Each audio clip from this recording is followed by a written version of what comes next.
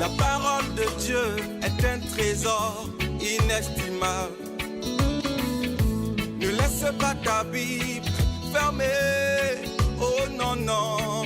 Lis-la, médite-la, nourris-toi. Lis-la, médite-la, nourris-toi. Bonjour. Il est des textes de la Bible que l'on ne lit qu'à certaines occasions ou en fonction du calendrier. Et c'est bien dommage, parce qu'alors on les parcourt trop souvent rapidement et sans retenir leur profondeur et leur importante portée. Voilà donc la raison pour laquelle aujourd'hui je vais hors calendrier vous relire ce qu'on a appelé le Cantique de Siméon.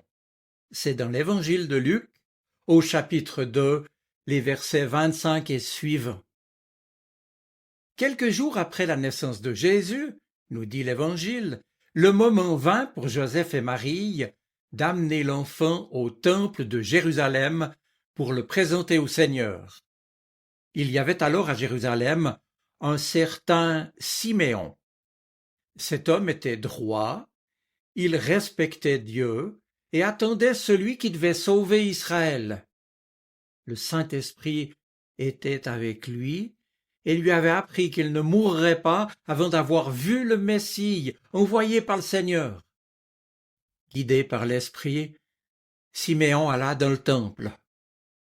Quand les parents de Jésus amenèrent leur petit enfant afin d'accomplir pour lui ce que demandait la loi juive, Siméon le prit dans ses bras et remercia Dieu en disant « Maintenant, Seigneur, tu as réalisé ta promesse, tu peux laisser ton serviteur mourir en paix, car j'ai vu de mes propres yeux ton salut, ce salut que tu as préparé devant tous les peuples, c'est la lumière qui te fera connaître aux nations du monde et qui sera la gloire d'Israël ton peuple. » Voilà, vous l'avez entendu, mes amis, Siméon nous est présenté comme un homme juste et pieux.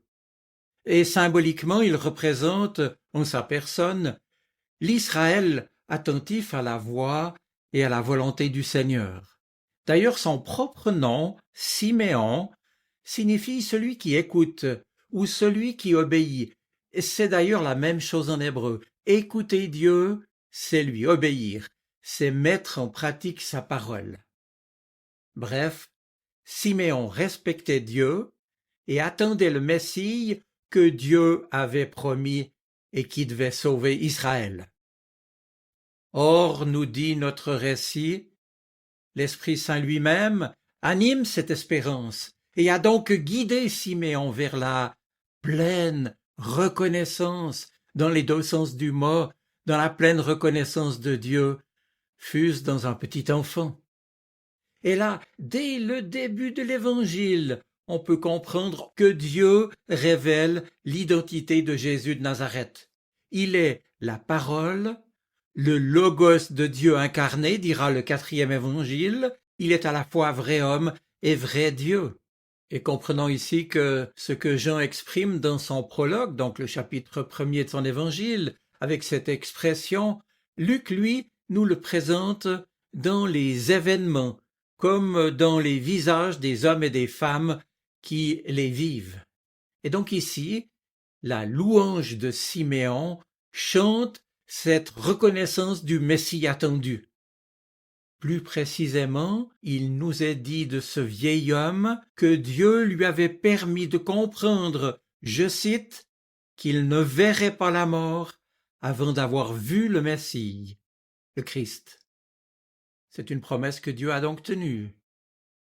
Les deux objets du voir sont ainsi mis en parallèle, et ce n'est bien sûr pas un hasard. Voir la mort et voir le Christ. Et entre ces deux, bien entendu, un abîme qui est maintenant comblé dans la personne de ce petit enfant qu'il peut prendre dans ses bras. Il s'agit de comprendre ici que c'est en somme toute l'attente d'Israël, la réalisation des promesses de Dieu qui se trouve comme résumée dans la foi de cet homme juste et qui lui permet symboliquement aussi de porter l'enfant en signe d'offrande et encore une fois de reconnaissance envers ce Père qui nous le donne comme manifestation de son immense amour. Oui, c'est toute la foi et toute l'espérance des croyants qui portent ainsi le Messie. Siméon a vu le Christ, il peut voir venir la mort quand il sera l'heure. Mais me direz-vous, qu'a-t-il vu en somme? Eh bien, il le dit lui-même dans sa louange, éclairé par l'Esprit de Dieu lui-même. Mes yeux ont vu ton salut, lumière pour éclairer les nations et gloire de ton peuple Israël. Salut, lumière et gloire sont les trois titres, les trois noms qui lui sont donnés à ce Christ, ce Messie. Et il n'est pas besoin ici de rappeler que le nom même de Jésus signifie en hébreu « le Seigneur sauve ». Oui, celui qui s'est fait tout petit, pauvre et vulnérable par amour pour nous, c'est bien lui qui est le Sauveur attendu, lumière du monde. Il reflètera bientôt en sa personne, ses paroles et ses actes la gloire de Dieu lui-même, et il apparaîtra en tant que tel à ses disciples.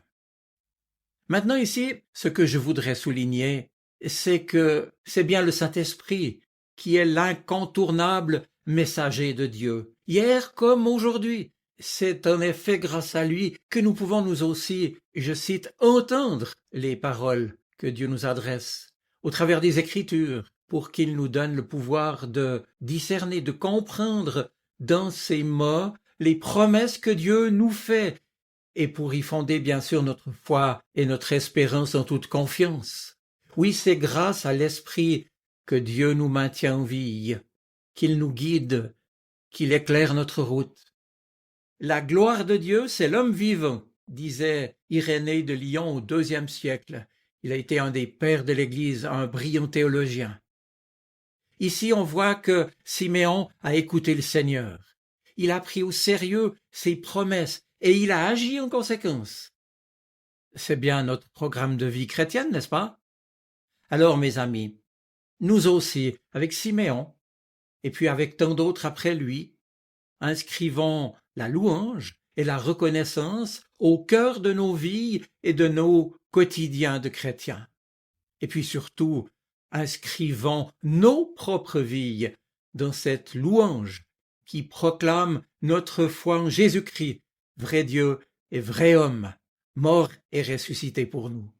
Oui, au début de nos journées, en pleine journée aussi, comme au seuil de nos nuits, nous l'invoquons lui comme notre seule lumière et notre salut. Permettez-moi pour terminer, dans cet esprit, de vous citer encore ce chrétien engagé, s'inspirant précisément du vieux Siméon. Il a dit « Celui qui est pour nous salut, lumière et gloire, nous a lui-même promis la vie éternelle. » Si cette promesse venait de nous, nous aurions de quoi désespérer. Mais comme elle vient de lui, elle ne peut nous tromper. Notre vie et notre avenir sont entre ses mains. Mes amis, je vous souhaite une bonne semaine. Soyez bénis. Amen. La parole de Dieu est un trésor inestimable. Ne laisse pas ta Bible fermée. Oh non, non. Lis-la, médite-la, nourris-toi. Lis-la, médite-la, nourris-toi.